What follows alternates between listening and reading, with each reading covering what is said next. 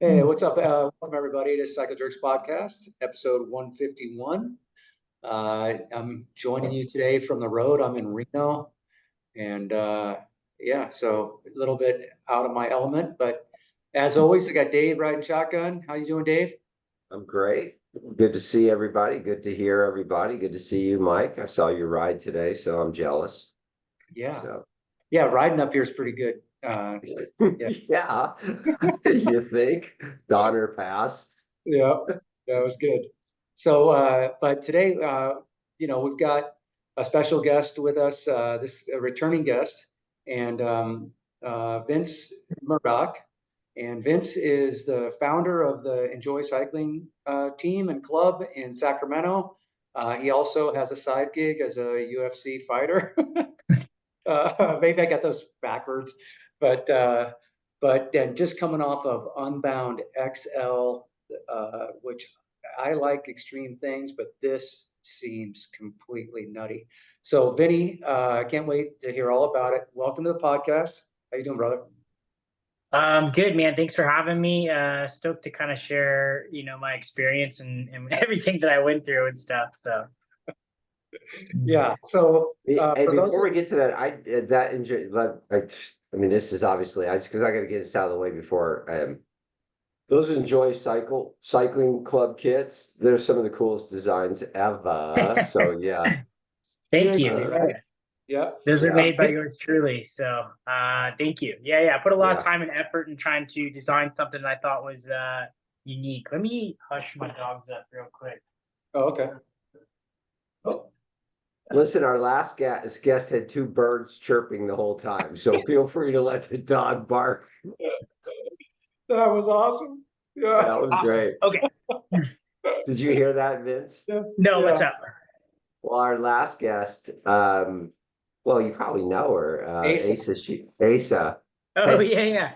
yeah, she had two birds chirping and crawling on her head the whole time. So don't worry about your dog making noise. Yeah. It was hilarious. They're sorted. Well, they're out of the room now, so hopefully we're good. All right. Well, before you get too into it, let's explain. Like, there's people, obviously, the cycling community. Unbound is this legendary gravel event, but there may be people out there that don't know, right? So there's the Unbound is a 200-mile. It's like maybe 10,000 feet, something like in that range, I think. Mhm. And that's what most people go to Unbound for, is this 200-mile legacy race that they've been doing forever. But they added the XL, if just in case 200 miles isn't enough and you want to go big. This is a three. I'm looking at your Strava right now. 353 miles and 19,170 feet of elevation. This is a crazy, crazy endeavor to try to tackle in one ride. In the process of educating our listeners, for those who, if anyone follows it, they probably know, but if they don't and just loosely follow it, this was the ride previously known as Dirty Kansas, right? Yeah, So, yeah. which, they have since changed it. So if you've heard that name, now you know what we're talking about, except this XL thing is fucking insane. But It is fucking just, insane. Okay, so moving time was 25 hours, 4 minutes. He burned 13,332 calories, if that's right. I mean, it's pretty good, Well, but I think what it's missing there is the pause time, which the pause time is, almost 5 hours. And I think on the low end of my average, the low end, I was burning like 500 to more than 700 calories per hour, just at rest because my heart rate was just so elevated at that time that it wouldn't come down. And it took a few days after the race for it to even come down. So I think altogether my Whoop picked up around for the active race time, it was around 16,000. And then for the entire like period of like the day and the day after, or not the day after, but like from the time I finished and the morning of, it was close to 18,000 so calories. yeah. Yeah. you So, cannot and you cannot take that much cat. You can't eat that much food. It's just Yeah. yeah, So that definitely played into my favor. You know, I spent a lot of time in my profession performing on low, dieting all the time and performing on low nutrition or low calories. Um, Not something I would advocate for, but it just helped because there, you know, came to a point where like you just couldn't even eat the amount of calories needed, nor was it very comfortable after a certain point. I think, you know, after honestly, after 100 miles, like I was starting to just have a difficult time putting in calories. And it sounds easier, but when your our heart rate is as elevated as it is in that, you know, in that way, it's one, hard to track, and two, your stomach just doesn't like all the added stuff, the mixtures between goos, real food, and you know, liquid carbs and stuff. So luckily, I was able to just, you know, I think my body's been just pretty adapted at functioning under stress, which I really relied on in the, you know, the late hours of the race. Yeah. So was there a fair amount of like real food opportunities for you out there? Because it's self-supported, right? Yeah, You only had what was in your frame Totally. bag with you, is that right? yeah, yeah. So honestly, I packed all the food that I wanted, and I only brought two carb mixes, and I only used one of them for that entire thing. Wow. I packed most of my food. My food consisted of the Nature bars. I used a Nature bakery bar. It's like a fig chocolate brownie bar. Yep. I used that. I used the Spring Nutrition. It's like an applesauce. And then I used a Never Second brownie bars. So a mixture of like those threes. And then I brought some Pop Tarts. So between all those, that's kind of all I ate as far as food. And I kind of made a massive effort to focus on food during the early hours of the race, and then switch towards, you know, liquid carbs, you know, towards the end, and hopefully the less trauma on my stomach towards the end, I was able to, you know, hopefully process, you know, the quick sugars a little easier versus starting off really early. And I think that would have tore up my stomach earlier in the time. So I focused on real foods for the most part. Seemed to work. There was no avoiding the GI discomfort though. I Yeah. definitely had some bubble gut and just some stuff that like it got to a point where I just had to eat, even though it was making me sick. But I just knew that I needed the calories and was just kind of like, well, you know, deal with that because that's how it's gonna have to be. Yeah. But yeah, I have to Yeah. imagine that, and I think we need to go. We always do this. Yeah. We get right to here. We never start like, why the hell would you even think about doing this? But since we're on the food, I think I'm with yeah, you. And it is by comparison, it's nothing. But when I did the death ride, right? So I'm out there, and it was. I think I did it. Total time was riding time was 8 hours and something. Total time was 9. So it's nothing compared to that. But you still get that same sensation, right? Like I can't take another goo, and you pull in and there's an Oreo cookie, and it's like, just keep your hands and feet away from my mouth, right? I can't take another goo, or I can't take another. And then but the hardest thing is, you said, you can't like they say goo every 45 minutes. Well, okay, when was the last one? Was it 10:15? Was it, yeah. you completely lose track, and staying on top of it is so hard, right? I mean, I agree. Yeah. I Plus think you yeah, get that even chemical mouth also where it's like your tongue and everything just feels all chemical. Like it's just uncomfortable after so yeah, long. You know, you can stomach it for a few hours, but when you start getting beyond 6, 8, 10, 12, and I mean, Jesus, 25, yeah, 28 yeah. hours. I definitely had a alarm on my computer set for every 45 minutes. But the more, and even going before starting the race, I decided that I was going to start early. That way I didn't like overload my body at that 45-minute to an hour mark, which is traditionally what I would do. Like I would just like have no food, and then I'd hit that hour and I would, you know, take in 400 calories or more, and my body's probably just like, what the fuck, man.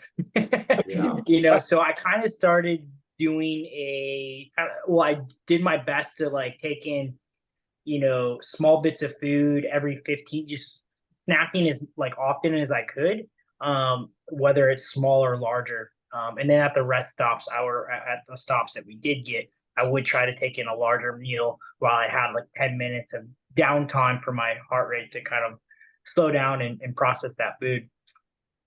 Where'd you get that idea of loading early, as opposed to trying to like parse it out for the duration of the event? Did that come from somebody there, or was it just more like a gut feeling? Yeah, No I pun mean, I've intended. kind of, what's A that? gut feeling, a gut Yeah, feeling, no pun yeah, gut intended. feeling. Dave gets my Um, jokes.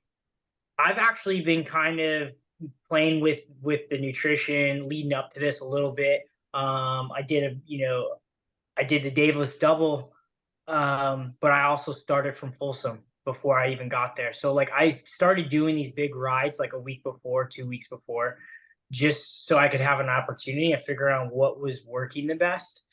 Mhm. And I was started looking at like what your body is burning by the time it wakes up, meaning you're kind of already in not a hole, but you're in in some sort of, your body's working all night, meaning by the time you wake up, let's just say it's like it has an 8 hours.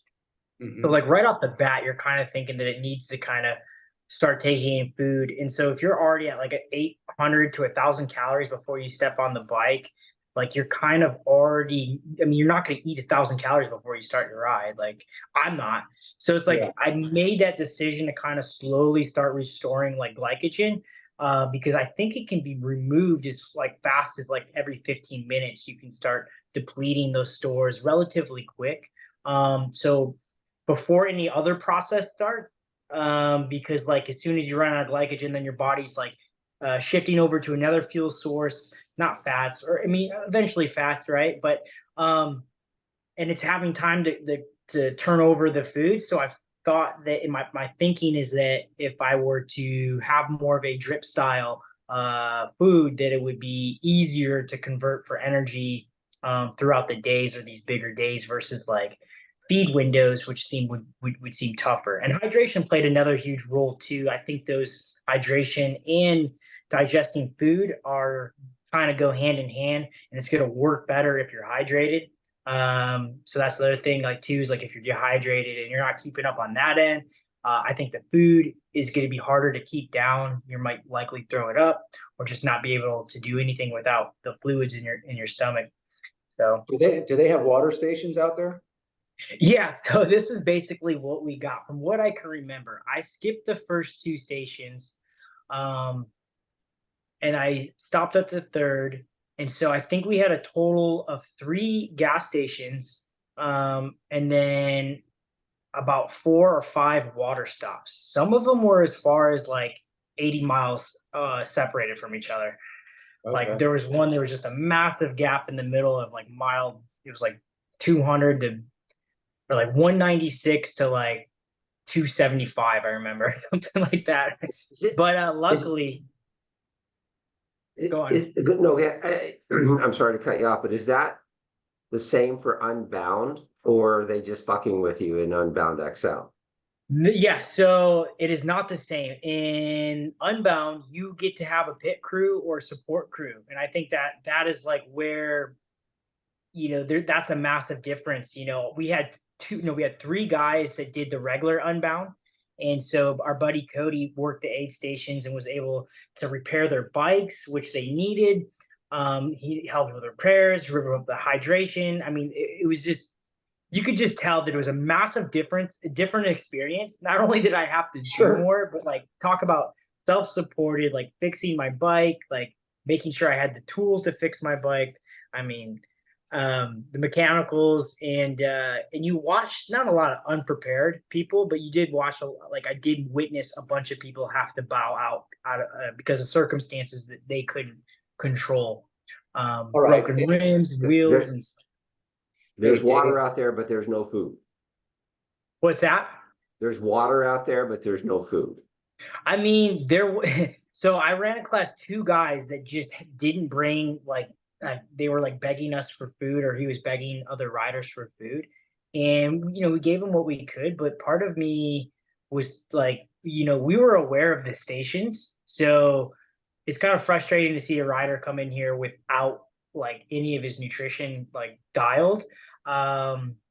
Or at least, you know, like carrying food, like that's the least you could have done was carry like a crap load of food. Like I probably carried 10,000 calories on me. It was that I rarely needed anything from the gas stations. So there was a gas station. I mean, even the first gas station I think was mile 90. So it was like you got to get through a pretty big day just to even get there. Or big, you know, 5 hours to get to, you know, four and a half or whatever it was, just to get to that. And it's like, you know, there's your first opportunity. If you're like lacking food, I don't even remember when the next one was. It seemed like another 100 miles before the next gas station. And even then, I skipped him. I rode, you know, right by him, because part of me was thinking like when you're feeling good, you want to utilize that time as much as you can, because there's going to be a time where regardless, you're kind of having like waves of emotion where 1 second you feel fine, but nothing's really changed. You didn't do anything special for you to get this energy. It just kind of comes and it goes. And so you try to take advantage. And I'm not saying like smash it. I'm just saying keep moving forward because I felt like Right. that was really important. The more you're feeling good and the less your mind is like not exhausted, you want to take advantage of covering as much ground as you could. And there was, you know, there was a couple come to Jesus moments for me too. So it's not like I was able to just tough it out. There were some really tough things I had to overcome just to make sure I could call it a day. Well, it becomes a lot more difficult or even impossible if you don't have your nutrition buttoned up. It's not the kind of event that you just show up to willy-nilly. You know, this Yeah. is, you've got to have a game plan Let, for and be ready. let's But get, hang on, before you say anything, Dave, I want to address, were they just fucking with you? If anybody deserves to be fucked with, it's someone who signs up for a 353-mile unsupported race.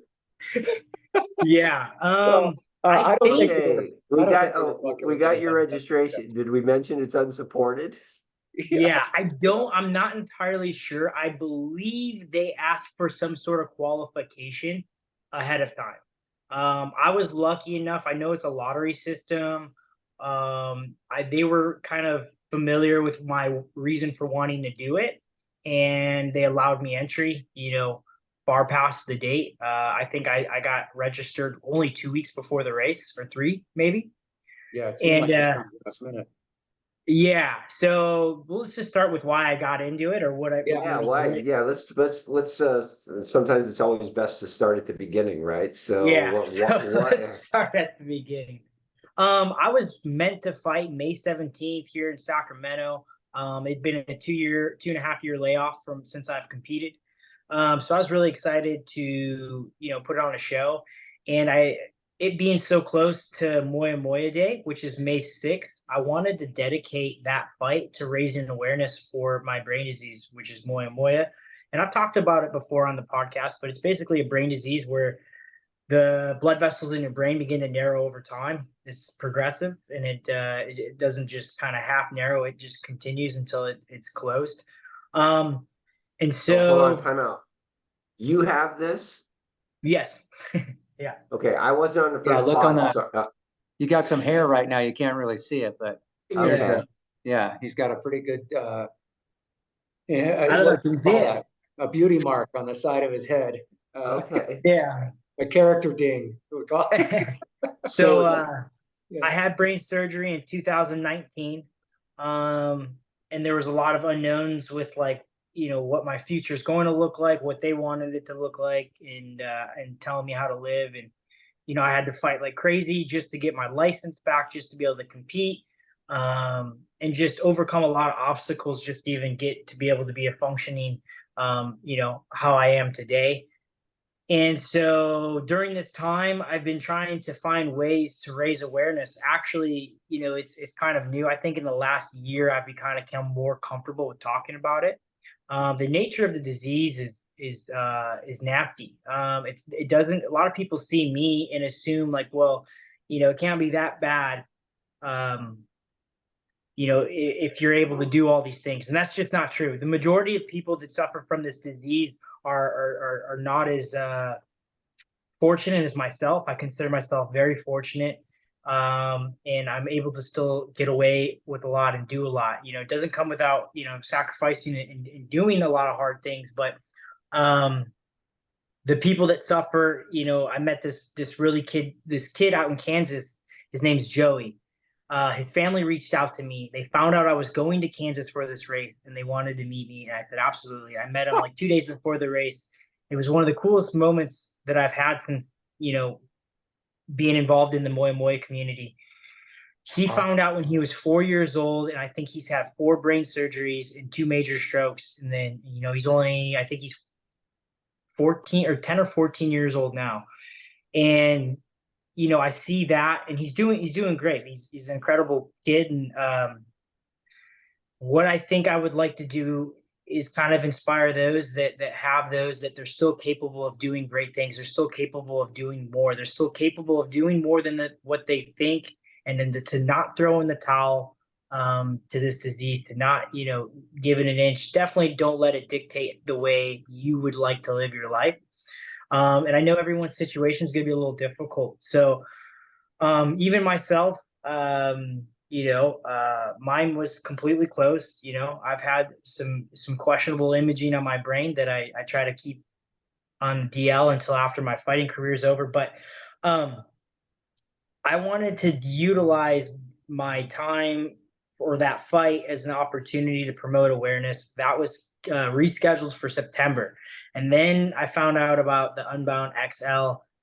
And there was the option of the 200 ride, 200-mile ride, and the 350. And I knew in my head, I was like, I can do 200 miles. I've done 200 miles before. I can do 200 miles. A lot of shit could happen to me, but I can still do 200 miles. I don't know if I can do 350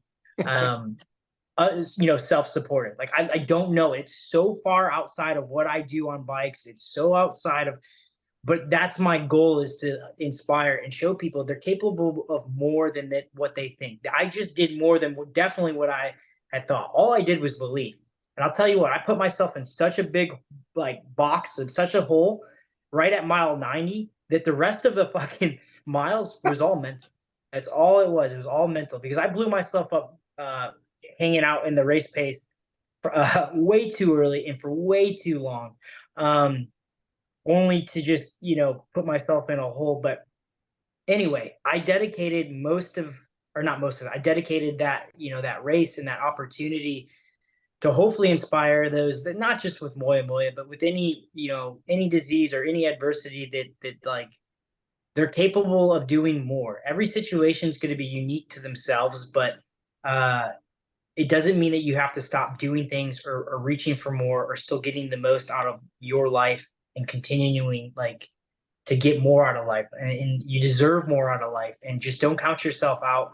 And so that's my biggest takeaway from that. So picking 350, I knew I wanted to take on something that demanded every little bit of energy, every little bit of presence, every little ounce of me to get it done. And it was exactly what that was. Man, it's beautiful, man. That the sentiment behind it is really beautiful, and it resonates with me, and I haven't really had any adversity, but I I love the thought Yeah. and our time here on this planet is so short. I mean, It really is. you only got this finite time. It's like, man, just live to the max, just I do agree. it all, you know. I think my message too is when speaking to someone with this disease or another disease, like, that message is still just even more true. Sometimes I'm more fortunate, like I feel fortunate to have this breathing disease, because sometimes I feel like I wasn't really living until I realized what I was losing or what I almost lost. And I truly believe that. I didn't have a kid. I wasn't married. I didn't have bikes. All I did was selfishly fight for myself. And there's nothing wrong with that. I had goals and stuff, and I love fighting and I love competing. And that was my goal. But it just gave me an opportunity to figure out that there's more in life, and just it's worth fighting for, and you just don't know what something is until you don't have it. It's like they say, it's like you don't know what it means to breathe until you can't breathe anymore. And it's like same thing with like living. Like you don't know what it really means to live unless you experience something that's like you might not be able to get to. And I think people with moya moya, they tend to live on the side of caution. And I agree, I get it, listen to your doctor, whatever, but it doesn't mean that you should throw in the towel and say that's it, it's over, and stop uh searching for something more out of your endeavors or life or goals. Set goals, do hard things, whatever's in your capabilities, like do it. Because you can, that's such a great gift, is to utilize the abilities that we have because others don't have them. So, you know, take All right. advantage of that. All Vince, right. you have to stop. You have to stop saying such profound things because I can only do minute-long sound bites, and that whole thing was about. That was awesome. Yeah. But I do No, want to get to no, the that was basic. deep. Seriously, but how I'm sorry, I have never heard of this disease. So how common is this, and how? It's not very common. It's pretty rare. I think it's like one in 100,000 or something like that. But there's a handful of patients with moya moya. I mean, I've met over 100, or I've spoken with more than 100. I'd say the majority that I know of are the ones are kids, which is the most difficult to see. When you're a kid and you have moya moya, your blood vessels are smaller. They're more frail, and they're not a candidate for most of the surgeries that I'm able to get or the treatments. And it can be, more traumatic for them, and it's definitely, it's tough. It's tough to see. And then the other end is people that don't find it till they're too old, or they're later, and then again their bodies are frail, um, and less of a candidate for these operations. So That's why what you've done is all that much more important because I have a friend who's two of his kids are victims of Friedrich's ataxia, and it's not something that's in everyday people's vocabulary. So it doesn't get the research, it doesn't get the attention, it doesn't get the dollar. So all the yeah, more important for you to be doing what you're doing. So thank God. I mean, it's just if it's not in every, like, can you imagine if you get a thing in the mail that said, "Can you donate to Moya Moya?" You'd be like, "I don't know what it is," right? I agree. And then when And so they see me, and then they like moya moya, and then again, I don't believe I'm the best spokesperson for it, but I would, like to do my part and bringing to light some of these stories that I have become to encounter, because there's some truly really really cool stories out there that I'm inspired by myself, of members in the Moya Moya community, and they're Speaking of, kind of the main reason why I want to do more hard things. Mhm. So speaking of the Moya Moya community and being an inspiration, how did this meeting with this boy come about? Because I gotta imagine, as a young man, to meet somebody doing something crazy like what you're talking about, and that had to have had such a huge impact on his life. How does that happen? His mom reached out to me and just said, "Hey, we've been following your story since the very beginning. What? We live in Kansas. We pick you up from the airport. We do whatever. If we could just take you out and have dinner with you, whatever." And I go, absolutely, and I mean, to me, that wasn't like, of course that you can. I would love to sit down and meet your son. His name was Joey, and Yeah. lovely family, and just a great kid. And yeah, Yeah. that's how that came about. But I mean, you would be surprised. I have a whole inbox full of messages, and to be honest, I get a little nervous in my responses to him, because sometimes I don't feel like I relate to the same extent. So this was really cool for me to kind of like my comfort zone of relating with somebody who thinks what I'm doing is really cool, but when I look at what he's going through, it's a little much more severe, in my opinion. And my advice is just like, if you see what can be done, it's just like he can too. And I hope like that changes, his perspective on how he's gonna live going forward. Um, and I Yeah, I hope mean, he may have his own Unbound XL that has nothing to do with exactly. like. Yes. It could just be something a lot simpler and less, but it's still a big reach for him. And Yeah. just knowing that there's somebody like yourself out there doing the crazy stuff. Okay, hey, let's get into this race because Yeah. you had kind of answered it already. But so I mean, Dave and I have lined up, and I know you have too, Vinny. We've lined up for like 120-mile, 13,000-foot races, and then like it goes off, and it's like everybody's like they're shot out of a cannon. They're all riding 400 watts or whatever, and it's like this is insane. I can't do this for 20 minutes, let alone for 5 hours or whatever the hell I'm going to be on my bike.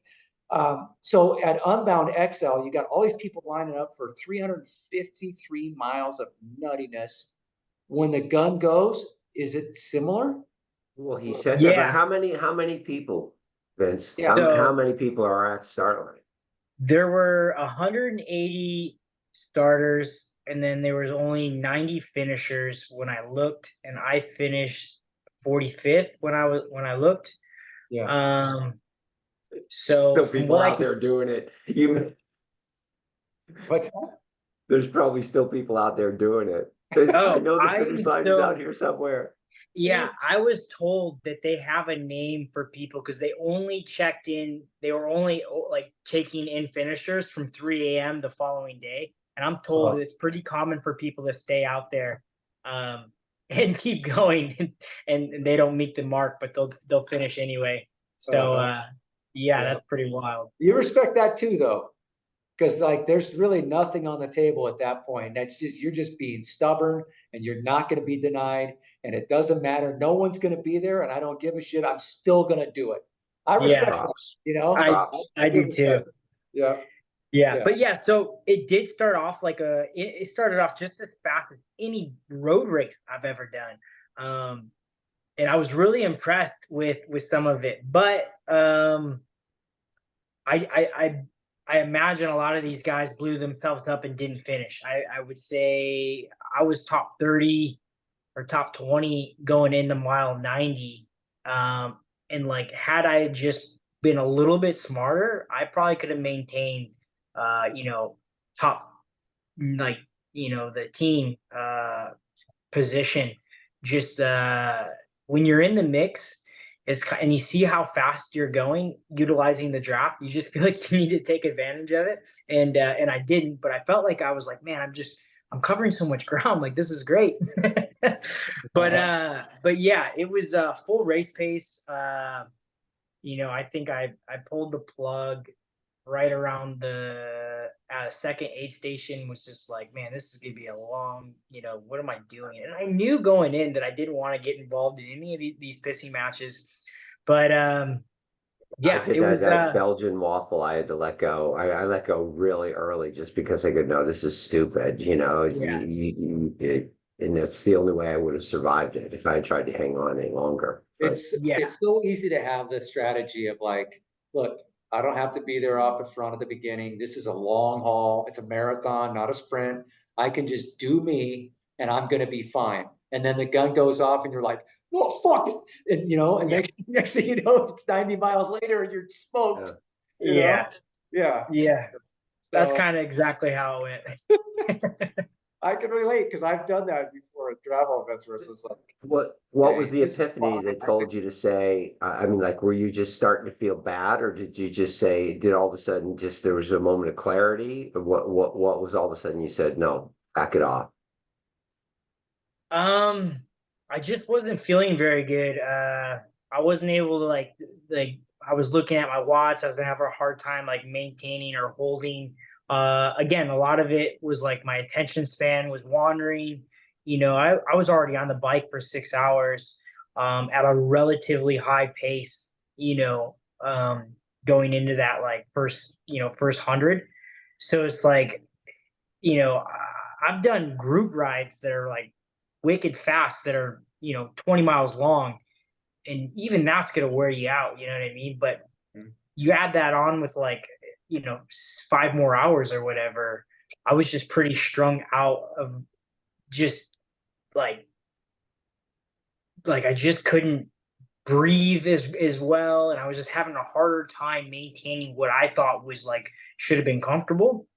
And so, again, even especially early in the race, it was probably just too hard for me to get the energy necessary to maintain that. And so I kind of had to back off and really just settle into a pace that was more suitable for me. And so, and again, that's kind of what happened. I probably took an hour or two off at like a very, generous pace of like 14, 15 mile per hour average for like an hour or two.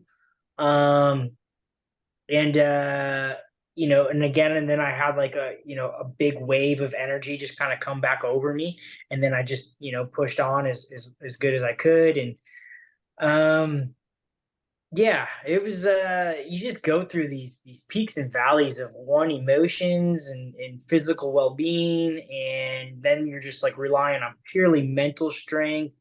So yeah, there's just so So many different uh you know things coming from all the sides. talk to me How, about the come to Jesus meeting, that time that you said there must have been some time which you said, you know what? Who's gonna laugh at me if I've done 200 miles, right? Like Yeah, yeah. there's got to be some point. Like, So right at mile, like it was like right 196. I remember because it's just shy of 200. And I remember I was like, man, I remember like being like I was fucking smoked. Like I was like, this is it. Like I'm gonna have to. We Only thing that frustrated me was I knew that I was gonna have to take time to like evaluate myself and like sort myself to get myself going again. And so like that alone just frustrated me because I wanted to keep going, but I had to take like a solid 30-minute like break to like eat some food and just kind of really digest things. This was probably right around like 1 or 2 in the morning. Or no, this might have been like around 6 a.m. or something. okay. And yeah, and I remember just thinking to myself, like, I could just close my fucking eyes right now and just crash this bike out. And no one would think twice, like, hey, crash my bike out, can't finish the race or whatever. I thought about that and like I was getting sleepy a little bit too. So those were the things that were just going through my head. I was like, I'll fucking crash this thing right now. Like I do not care. But then I was just thinking, like, uh I'm very good at having like my core values and my whys like at the forefront of my mind. And like I would almost get angry when I thought about quitting because it angers me to not finish. So like there's just certain things that I've utilized in my career and fighting career to make sure like find ways to get more out of myself. And I think a lot of that's like self dialogue. Like how are you talking to yourself when you're tired? If you like say like, oh, like I'm sore, or I'm tired, or I can't do this, it's like, yeah, then your mind is like, you're right, I can't do this. I am sore, I am tired, I don't want to be here, like this is stupid, like no one will think twice, like you know what I mean. But like it's just how you talk to yourself. So like mine was like my own little hype man. Or he was just like a drill sergeant. Like, dude, you better fucking get your ass up. You better fucking keep going. We didn't fucking come here to quit.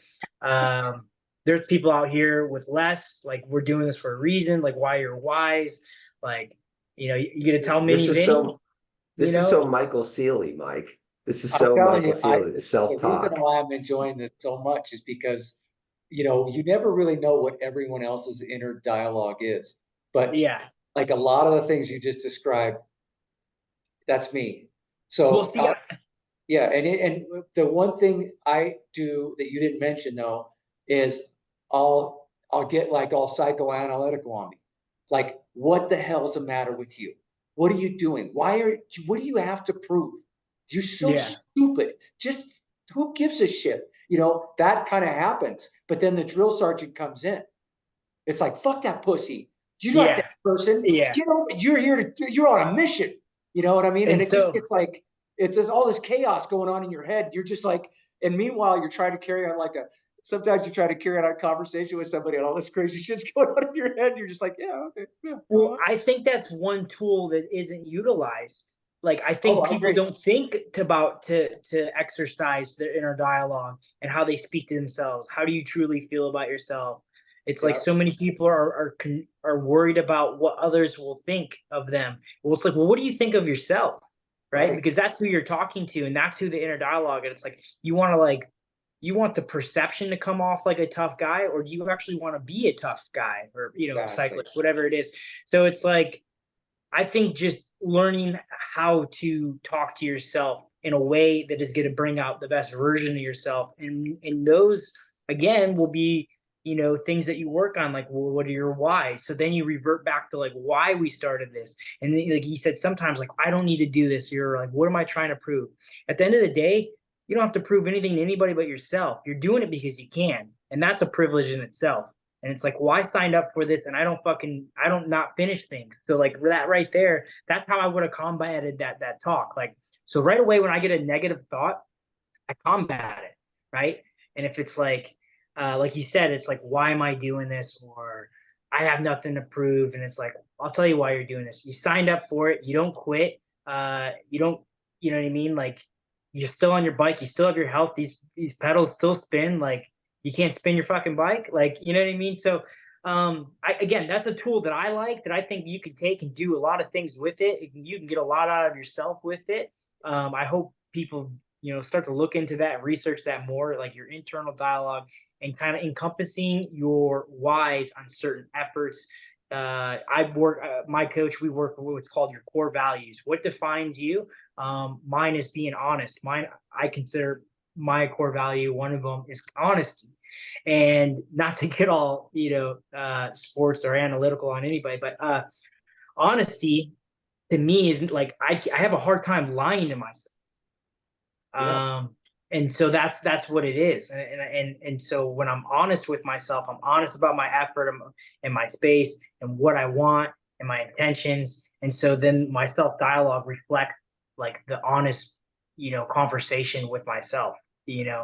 And so it's like, oh, I didn't do enough. And it's like, no, you did do enough. I did train for this. I did do big days. I can do this. It's like, so then, anyways, that's just the thing. Hopefully someone takes that and listens to that and looks more in I depth. hope that they do. I really hope that they do. I mean, I mentioned it before, but we had a sports, I guess psychologist is the right word, Michael Seeley on, and Oh, sweet. yeah, amazing. He's really about self-talk, but I'm laughing because I did, and I'll try to make it quick, but last year I did Lost and Found the day before I did a ride for the 100-mile ride around Tahoe for cancer, right? Same thing. And I know it was only 50 miles, but for whatever reason, I was on a bad day. And at like mile 45, I'm like, I could tell people I had a mechanical and no one would be the wiser. And if I came back and wrote, and came back and wrote 100 tomorrow, they'd go, good effort, Dave. But I did them back to back because I wanted people to donate money. And even though only one of them was for cancer, I was like, I'm going to lay down, I'm going to do 200 miles each day. Now you got to go big too. And I remember going through that thing like, okay, if I just tell people I have a mechanical, then I started thinking about my dad. Why am I out here? My dad died of cancer. My mom died of cancer. My wife's uncle just recently died of cancer. And it was just like, you just have to shift that inner dialogue to as you said, the whys. And that changed everything. It changed everything. Michael had this expression that I really like. He said, you need to come in on the inner dialogue like you're the executive. So you've got all this inner dialogue going on, but you could need to come in like the supervisor and be like, okay, so this is why he's saying this. This is what it's about. And you just need to understand that is all happening and you're in control instead of letting it control you. You're still in control. It sounds like you got a good handle on that basically with your core values. Yeah. To kind of that's bring you back to it. But it's funny, you two are planning your own crashes. I've never done that in my career. So that's something pretty wild. Yeah, I could just crash out right now. And everybody feels sorry for me. Desperate times require desperate measures, Mike. Yeah, there was times like where I was just fucking angry when I was Oh, riding. I was just like mad pedaling. yeah, And yeah. yeah, there was just, eh, I mean, you get again 28 hours. I had so much time to be angry and be happy and Right. and sift through my thoughts and come out on the other end. But yeah, Did you there's a How lot have, of many, things. did you how use any many of those earbuds? mo Was it just all natural? What's that? Any earbuds? Were you listening to music So or podcasts or anything, or did you just no? so I made this playlist for Unbound, and I was like, I had the boys help me.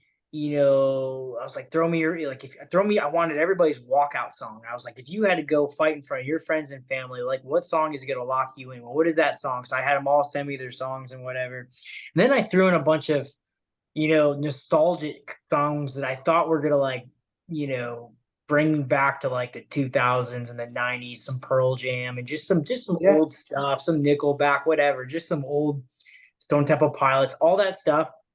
And then I'm like, I turned it on for a little bit, and I was just like, man, I don't listen to this shit now, and I didn't listen to it then, and I was like, no wonder why I'm just sitting here skipping every fucking song, and I was like, I made this playlist, and here I am, don't even want to listen to it. I'm just like skip, skip, and then like, so it was super frustrating because I was excited to like dive into my own playlist. There was a few songs, but honestly, I listened to a few podcasts, and that's about it. Yeah, yeah, how yeah. many mostly of them. those how many of those moments did you have to overcome? I want to get to the mechanicals and stuff, but like, all right, you said at mile 90, but I'm sure that wasn't the last one, right? Yeah, so mile 90, 150, 190, 230, 296. There was like a brief Wow. moment, and I was just like, how is this the hardest fucking last 60, 55 miles of my life? And I was just like, and then as soon as I got to mile like 309, 310, I just got like a big burst of energy and just like rode the last half at like a 90 or a 20 mile per hour average into the like two Wow. hours straight, just drilled it. And I was Dang. like, that's that finish line energy. You can see Yeah, the finish line. And then for the last 30 miles, you're back on the course with the 100 milers, the 200 miles. We have our own course, right? But for yeah, the last 20 or last 30 miles, you meet up with the rest of the guys racing throughout the day.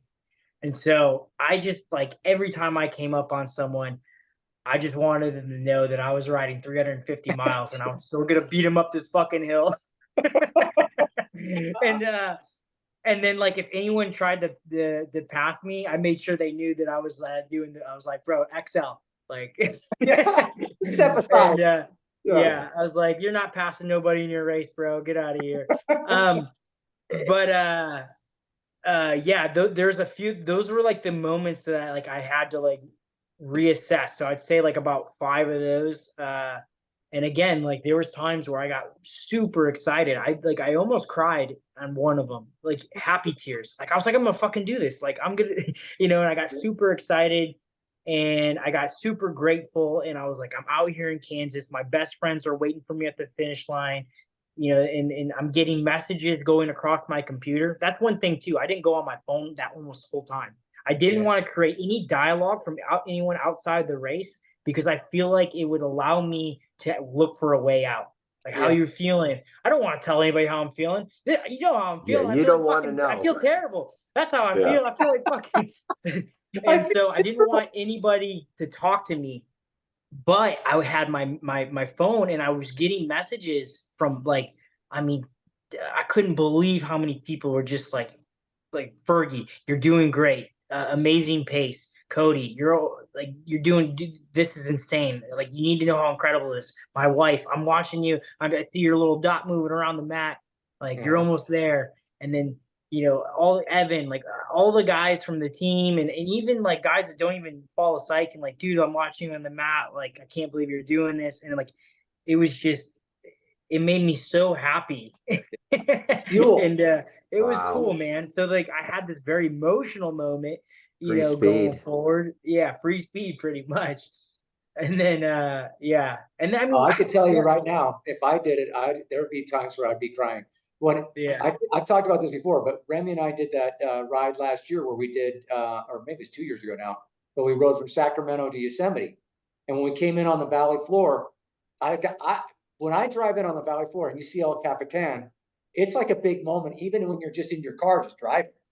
But after riding all those miles and all that vert, and then you come in Yeah. and you see it, I got choked up. And sometimes, like, I'll be talking to somebody, I'll tell them that, and I'm thinking, why am I telling people this? They probably think Yeah.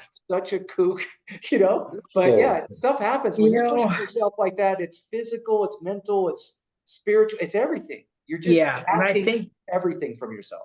I think there's beauty in asking more from yourself, and even more so when it's an effort that you didn't personally know if you were capable of.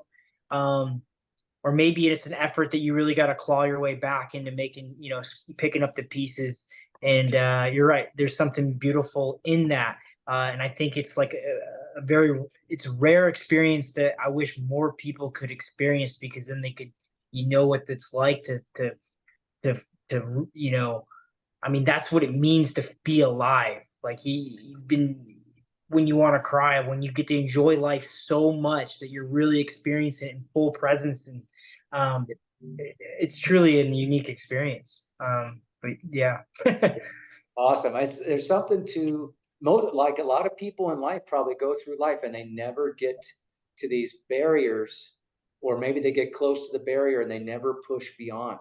And I think yeah, that's something that's kind of universal with a lot of cyclists or endurance runners or other people that end up doing these, quote unquote, crazy adventures. It's like a personal exploration. You're yeah, finding out about yourself. It's, like you had like that, all the self-talk, and you worry about what somebody else thinks, but it's really more about like, I'm just figuring out what am I even capable of. And I agree. it's more I of feel like we spend so much time with ourselves, but we don't really know ourselves. And that's why I mean, we're like in this world right now, we're on our phone. So we're like not even really with ourselves. We're in this world, right? But when you're out on the road or in, the hills or on the gravel road, you're about as present as you can really get. There's a consequence for all the actions and things that you're making in real time, drinking, turning, following lines. And yeah. there's just something to be said about that, like living like that, and like that's how it's like self-development, but it's like how well do you really know yourself? And I honestly say a lot of people don't really know themselves all that well, or as much as they should. And what a cool opportunity to really do that, like really get to fine tune yourself and get some time with yourself, and enjoy yourself, like be with yourself, figuring out what you're capable of. And yeah, that's It self-presence is, is incredible. it is a shame that more people won't actually, and it's, I don't know, Mike, if it's about so much as getting to a certain point and not pushing I would say you said to get to a certain point and not pushing yourself beyond. I think it starts way back, and it's somewhere along the line in your life, you've got to set a goal that seems so ridiculous that you experience that pleasure and that satisfaction of hitting that goal. Again, we had all kinds of support, but the first time I did it was my wife and I rode from San Francisco to Los Angeles for the California AIDS ride. Like, I thought I was a cyclist and I would do 20 miles. I thought I was badass, right? Now we're going to be riding 100 miles a day for 8 days. And when you cross that finish line, that whole getting choked up and people are there to see you. And, I don't know. I just wish more people, I don't know, it doesn't have to do with the bike. There's other things, Yeah, the it bike doesn't is have to. really the bike is really just the vessel, but the message Right. is the same. And like you said, like that's what I would like to inspire the most. I think even all of us could say that. It's like finding something that will bring out that version of yourself, to want to seek more in your life, and showing like what you're more capable of. I think you could find that in a lot of different areas of running, for instance, obviously, but you could find it in non-cardiovascular sports. I think, in your art, whatever your craft is, there's ways to get that. Um, And you're, Yeah. it's like you said, it's like finding some unbelievable goal to kind of take on that's just so outside of like what people probably think you can do. But it's important for starters is to believe that you can do it. Like that's the first rule of doing all these things. It's like don't worry about what anyone else thinks. It's like you have to believe in your ability to get there first. Yeah. Now, so I've done some uh, long hours on the bike, but I've never gone as far as 28 hours. I think the most I've ever done, I think I did 21 hours. It was either it's confusing to me. It was a while ago, but I was having a hard time. I was falling asleep. Yep, yep. And So it was like I was still pedaling and actually falling asleep while pedaling. yeah, It's very, very bizarre. And the person I was with, thankfully, was like, "Hey, knucklehead, it's time for you to stop." But so, did you ever run into anything like that where you're out there for so long? yeah. So I'll kind of go over like all the things I did experience and see. First and foremost, riding through the night was like probably the coolest experience of that whole thing. Having your light kind of just guide your path was such a just. I mean, it wasn't scary, but it was so fresh and so new. And I really skimped out on the light because I was really nervous about it dying on me. It was the giant Recon, but Uh-huh. I turned it all the way on its lowest setting just to be safe. And Yeah. there was a couple times, I mean, it is so dark that you can literally just see the field of your light, and that is it. You can't see to your right, you can't see to your left. And there's times, I mean, it's 350 miles. There's going to be times where there's someone 10 miles behind you and 10 miles in front of you, meaning like you could just stop, pull over, take a nap, whatever. Um, and no one would pass you. Like that's just how like alone you are at these times. And so you can just hear the world waking up or going to sleep. And I just can't say that enough. On those dirt roads, hearing the cows and just the farm animals and just being locked in on this little field of vision. There's times when I was just zooming and I was going straight and I'd get to a T and the roads go right or left. And I had to like pull my brakes so I can just ride right through the road because like it just comes up on you so fast. And all you get is that like 10 feet of vision in front of you, which was dangerous. But at the same time, it was a very cool experience that like I genuinely enjoyed that probably the most was riding through the night. And then I got chased by five separate dogs, and I Mhm. and I know it sounds like a lot, right? I wasn't hallucinating. There was five separate dogs, five, all 10 miles, 5 miles apart. There's just dogs, and they chase the shit out of you, and they nip at you, and that was wild. I'm just couldn't believe like you want to talk about a kick of endorphins to get you butt going. That was pretty Yeah. cool. It's like having the dogs like uh, anyway. So there's the dogs, and then I There were five experienced dogs at the same time, or five no, no, separate no, all incidents? separate houses, all separate houses, and you know they were creepy too, man. Like you could tell they were just kind of confused. They're like we don't see much bikes around these parts. You know what I mean? That's like what they Yeah. were saying in their head. Like you look like you're like I don't know you, and I was like I don't know you, and so yeah, a couple run-ins with the dogs, and I was really taken back by like the terrain. I was really thought Kansas was going to be flatter. Um, Oh, yeah. that was just not the case. It seemed like the second you were going down, you were just going right back up, right back up. I felt like I was on a climb all day. What So was your vert gain? What was the vert gain? Say that it, again. it was around 19,000. 20K. So it was like Yeah. 19 and some change.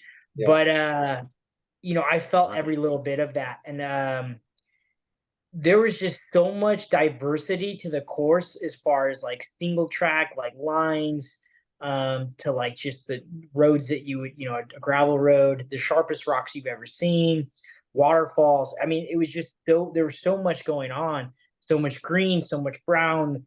Um, it truly was an amazing course.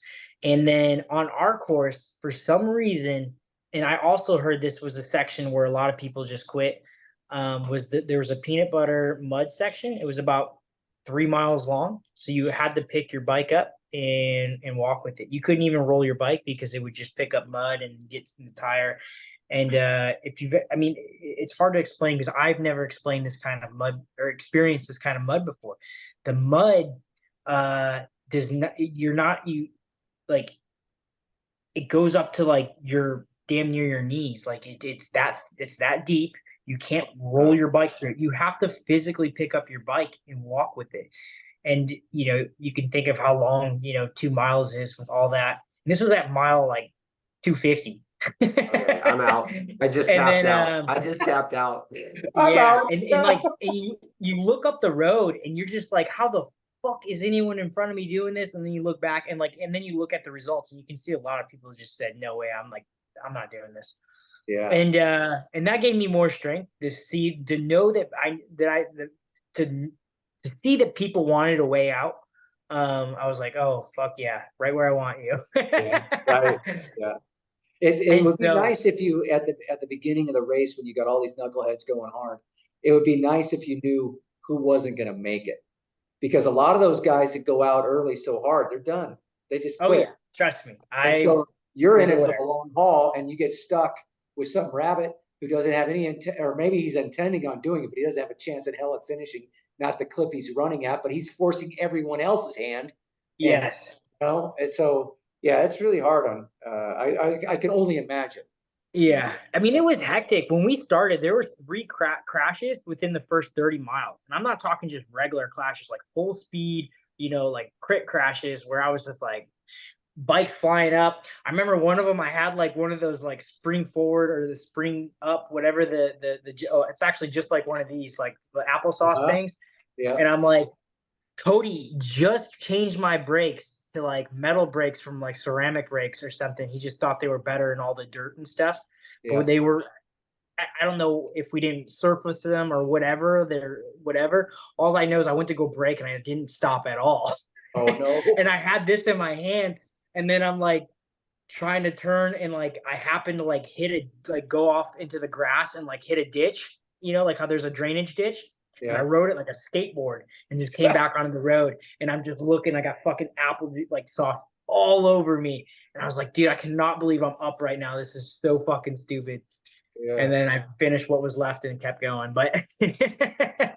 then and then you're right. So I did get tired. I got sleepy the more I was in, because we had aero bars. So every time I got in the aero bars, if I put my head down, I felt myself nodding off. So like the Mhm. worst part was like the most relaxing part would make me tired.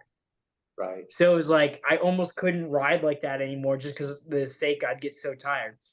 So I'm And sure you're also, anywhere burning, between right? that, Your head's between the burning. running time, between the running time and the elapsed time, you never actually sat down and like took a quick nap or power nap or anything like that? no. I couldn't. I set my phone for 20 minutes one time to take a nap, and I just could not sleep. Like not even like it wouldn't allow me. Like my heart rate just couldn't come down. Yeah. Whatever the case was, I just couldn't fall asleep. So kind of just gave up on that and just try to put myself in a situation that allowed me to just keep going forward, even though I knew I was going to experience these low points and I was going to experiencing these ups and downs. So I just kind of was like, when I knew I was experiencing that, I just made sure that I stayed the course and like knew that a good moment was coming, just didn't know when it was. And, Yeah. I had to focus on that. Did you have any hallucinations? I had a buddy of mine that did this off-road race around Tahoe, and I think he was 26 hours, and Yeah. he said that he had a tree that was talking to him, that Yeah. I and wouldn't like the say, tree, like he'd be climbing up the trail, and the tree, it wasn't like you could see the tree moving, but the tree was moving with him. He said it was just like shadowing me the whole time, and then he says it was like lipping things at me, and he said it was like sometimes I could make out what he was saying, then other times I couldn't really hear it, but it was all at the end. He says I don't even remember what it was. It was just gibberish now when I think about it. Did you have anything yeah. like that? I felt like I did see a few things, but nothing that I wasn't able to like catch right in the back. And I was like, man, I like shaking myself like, oh, what the fuck was that? Yeah. I thought I saw like some people in the brush. And I was like, there's no way out here. What am I? Children of the And corn. then yeah, so but nothing crazy as far as like where I thought I like really hallucinating, but yeah, I definitely like thought I saw things for sure, and I like Mhm. caught myself and in real time. I thought about aliens a lot at night. I was like, This is like where you get abducted. Like this is how it happens. Like there's nobody out here. Get this Somebody just ray, picked up. Yeah, it's been Marvel. like a rain. It's like, I'm like, oh yeah, drop me off at the finish line, please. Well, I know you were talking about the focus that you had to have with that light at night and everything, but were you able to enjoy the sky at all, or were you just so focused on the, No, you know, I think all of that kind of made it like I enjoyed all of that. I think I yeah, got to enjoy the sky. Like I was looking around and just really taken in by the beauty of which it is to ride at night. Like that's truly a really cool experience, and I'm so glad I got to experience. Even though it was in the middle of a fucking mega race, it was truly the coolest part about it. Like it's just they're so unique, you know, like you're so used to seeing everything, but like now you can only see what your light's lighting up, and it's yeah. pretty out there and it's There's something, cooling down. yeah, there's something to, sorry to cut you off. There's something to it when it's black outside. Like Yes, there's no ambient light coming from yes, anywhere. it was And it's, pitch black. I really think like it would really change humans' perspective of our life on this planet if we didn't have those lights that we have in every city, community, whatever, because we're Yeah, so disconnected from what's really going on up there. And I don't know. I just trip out on it sometimes. no, Like, you're right. I felt really small, like in yeah, terms of the universe. I'm like, mhm, here I am. Like, if we did one of those zoom out things, it's like I'm yeah, just a little ant on a bike, but like the world has got so much going on. But like my mission, like this is huge. You know what I mean? But like, yeah. it was like zooming out, zooming out, zooming out, and it's like, yeah, it made me feel. I felt really small. I had a lot of those thoughts when I was out there. Uh, I mean, it's a dopey example, but think how many people are going to go through life and never see a shooting star, right? And they happen Yeah, all the time. They happen yeah, every night. It's just it's too light. We can't see them, yeah, and that's it is. It's the world in which we live in. Someone's not enjoying what's really, the real beauty of it. So, yeah, yeah, especially in today's world. yeah, no doubt. All right, yeah. well, Any mechanicals other than your brakes not working? I feel bad because I know Cody's intentions were oh, pure. right, yeah, I don't even know if that's a real thing. We did it without like we changed the brakes like right there because he's like, "You want to ride the start?" And I go, "Absolutely not. I am not getting." I walked my bike to the start line. I said, "I'm not getting on okay, this thing till it's race time." So I didn't even touch that thing until it was time to ride. So I Yeah. don't know what I'm not super familiar with like changing brakes like mid brake usage as far as rotors from ceramic to metal or whatever. All I know is it took a second for them to start like working for like stopping or something. Um, yeah. So other than that, I had a flat and I had to plug it twice, put two plugs in there, and then it was a slow leak for the rest of the race. So I had to keep putting air in it, but thank God it held up to finish. I went down at like mile 275 or so, and I bent the rear derailleur hanger. Not bad. It would throw the chain into the back wheel, so like I had to make sure I didn't shift too far. Um, Other than that, oh, my light, I had the attachment, um, on the handlebar, and it started to come loose, so the light was kind of like shaking, and oh, like geez. I just was like already my momentum, I was just going. So it's like I'm not stopping. I'm just gonna have to fucking ride this out. And then yeah, so I rode with that for like 2 hours or 3 hours until I finally stopped and tightened that down. And yeah, so those are probably the only I mean, pretty good. You're fortunate then, right? Yeah, I mean, I took all the steps necessary. I rode with Kush Gores, so even if I got a flat, I think I could have still finished on those. Okay. I had the tubes. I had 100,000 plugs. I would have plugged that thing up a million times if I had to.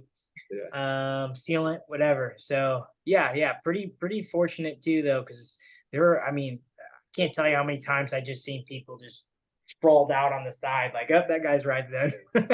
Yeah.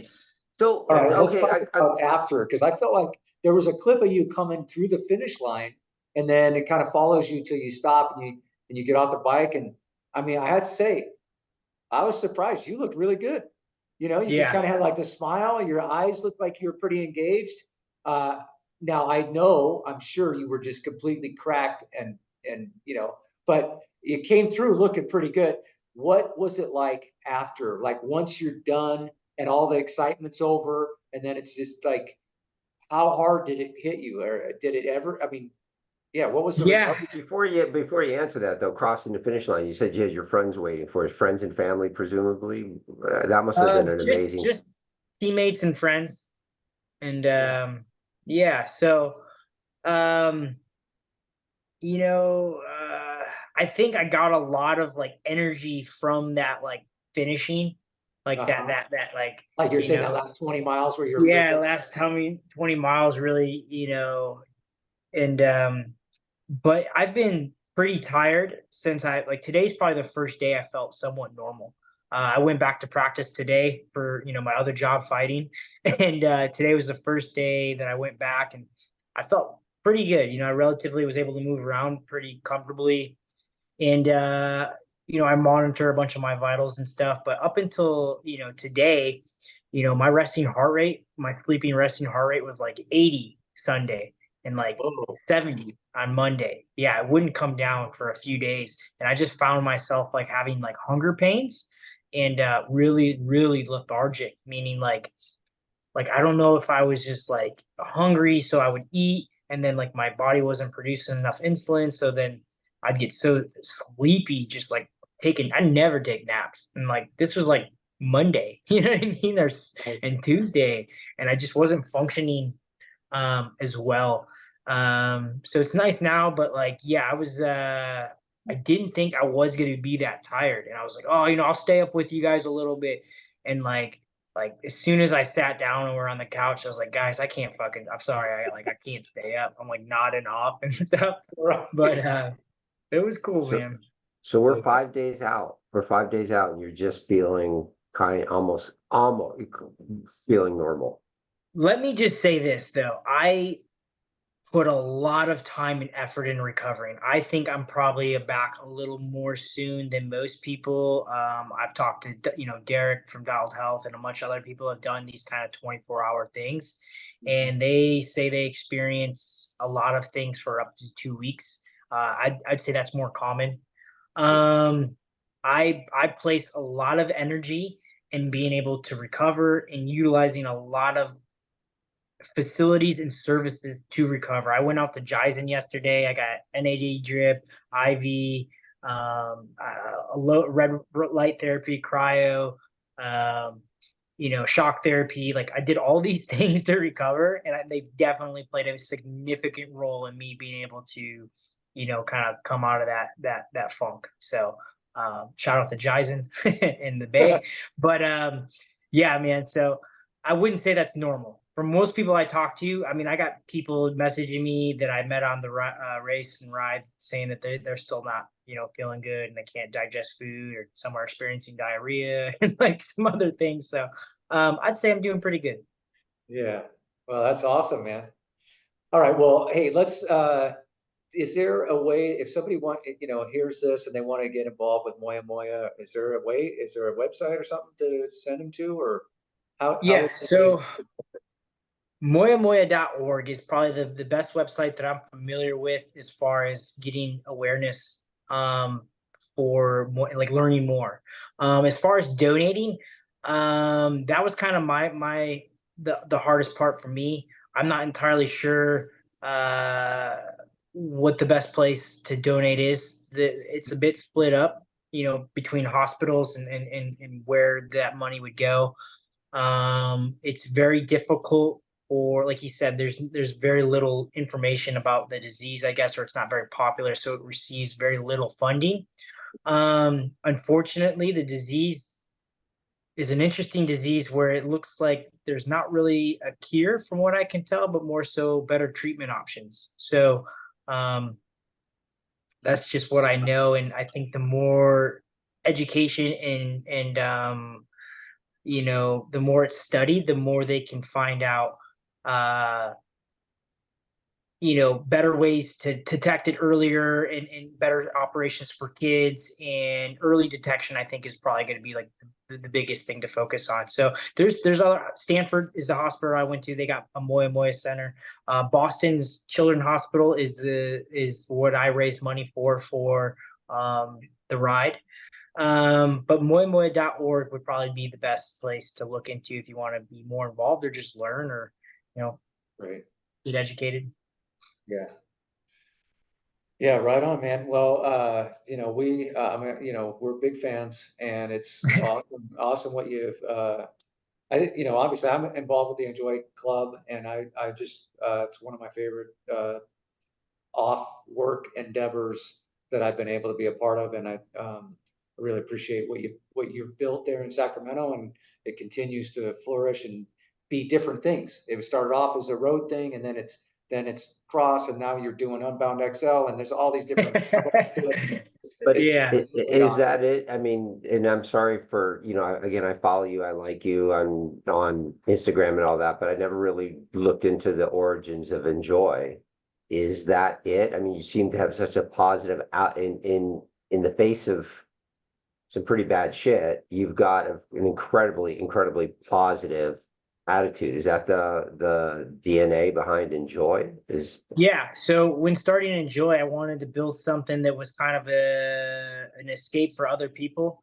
I didn't want to have a race-based team. I wanted to have a team that was based around setting goals and helping them achieve those goals, and showing them that they're capable of more, similar to what I'm doing now, just on a bigger platform. But I wanted to create a tight knit group of guys, um, keep our message at the forefront of all the things that we do in this space, which is enjoy the ride. And that was one of the biggest things that I thought that the cycling community, especially the road scene, was lacking when I came to it, was the fun part of it. Some of these roadies are a little aggro, and Hey, Vinny, you're I was talking like, to a couple of cycle jerks right now. hey, I'm on the road too, man. So Yeah. it was that was kind of like my mission, was to make sure, just to continue to spread that message, that whatever you do, make sure you enjoy, make sure we're enjoying, our company, each other. And I wanted to build a team that was a co-op, and when one of them's got something going on, figuring out how to way to help them achieve whatever it is, whether it be, Scott's doing Ironmans, Gaston's doing Ironmans, and watching them thrive and succeed in their own journeys has been equally as enjoyable for me as me doing Unbound. And my doing Unbound XL is an example of what I want these guys doing for themselves. It is like my goal for them to find their Unbound or their XL, and chip away at it. And how can I help them? And that's what Enjoy is. It's just to kind of change this, to help push the cycling into a new space, and more inclusive. Well, I've been lobbying to get Dave out to rodeo cross this year, and so that's a great way to see it firsthand when you see the show up, the amount of people showing up with Enjoy. There's like team riders in Enjoy, and there's a bunch of other people wearing Enjoy, and it's a vibe. It's really cool. It's yeah. Rodeo cross is something special, and look forward to it every year. Yeah, yeah, no doubt. All right, well, look, Vinny, we appreciate the time, and I know you're a busy guy with all you got going on, but it's always a pleasure seeing you and talking to you. And man, hey, okay, Understood. Dave, you and me next year, Unbound XL. Let's go, baby. So, Come on, so Hey, we were man. eating let's dinner, open up some of them dark doors to in there. to Vince's point, we spend so much time on the phone. My wife and I are eating dinner, and I go, "Oh my God, Vince Murdock, you know, that guy I've told you about him, the MMA fighter that Mike knows. He just did Unbound XL, 28 hours on the bike. She goes, no. I go, what? No, you're not doing it, or I'm not doing it. She's like, you're not doing it. But see, Yeah, well, she's that's afraid she's going to the support you. Yeah. You need to let her know that it's unsupported. She can't be involved. So she's completely off the hook. Just let me and Mike go hurt ourselves, and you don't have to worry about it. That's isn't the that that's though? Isn't that what's beautiful about the whole thing? Because when someone says, "Do you want to do Unbound XL?" and your first response is, "I don't know if I could do that," that's and right. it's like exactly, There's and your that should why be right there. that's your Yeah. why because you Yeah, Yeah. don't know, and you yeah. should find out. And I honestly don't know if Beautiful. I could do it either. Like I said, I fell asleep at 19 or 21 hours, whatever the hell it was. But Yeah, yeah, it would be it's something, man. I was inspired. Like I said, I replied to your post. I was like, yeah, man, this yeah. got me thinking maybe next year. Come on, Dave. Hey, I got ready in 3 weeks. Like you're definitely. I think you could do it, and you could do it well. Um, I think that's what's so Forget beautiful about the Dave and I question. are old though. We're old as shit, you know. We're a couple old dudes. Well, But see, sometimes then those old guys are stubborn. it's not self-supported no more. You'll have each other. We'll be talking shit to each other the whole way. Yeah, there you go. Now you can't quit. Yeah, man. Wow. Good stuff. All right. Hey, and Vinny, how do people follow you if they're interested in following Enjoy or Vince Murdock and UFC and all that? How would they follow you? My most active channel is just Instagram on Vince Murdock, and then follow the club. The cycling club is probably one of the most active as far as like cycling related things. Yeah. It's just Enjoy Cycling Club at Enjoy Cycling Club, and then yeah, just follow those. My Facebook, I usually keep it pretty private. Not that it's private, I just don't update it as much as I do on Instagram. So Yeah. yeah. Awesome. All right. Well, let's wrap it up. Unless Dave, you got anything else? That's it, man. It was an inspiring story to just to see that you did it. And then when you find out the reason behind it, it's just just by an order of magnitude, the incredibleness of it goes up. So great stuff. Yeah, good Thank stuff. you. Yeah, thanks so much, Vinny. All right, that's it, everybody. Thanks for listening. See you next week. Bye-bye.